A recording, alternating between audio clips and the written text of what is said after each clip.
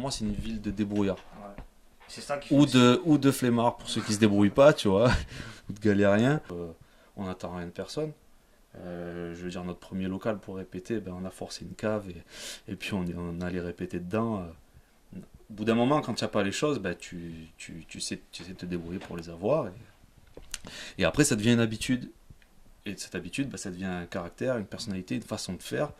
Et maintenant, c'est une force. J'ai vécu des trucs, mais le relater, ça me fait chier.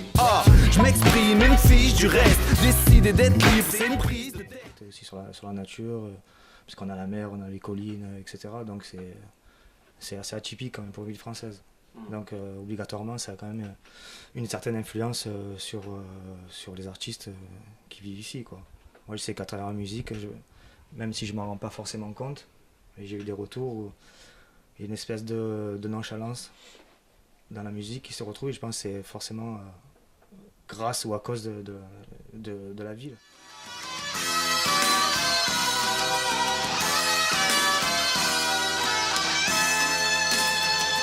Envie de faire de la musique, de rap. Oui, c'est du folklore, c'est le moins qu'on puisse dire.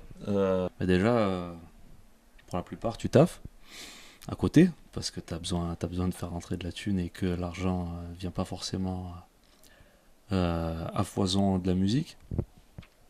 Et puis on se débrouille un petit peu tous. Je pense que tu voulais aborder le sujet du système D, et c'est complètement ça. On se débrouille plus ou moins tous dans notre coin. Et puis après, c'est parce que maintenant la musique, tout le monde peut en faire.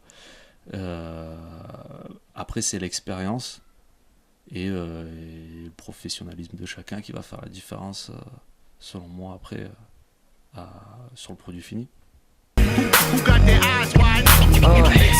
Extra large.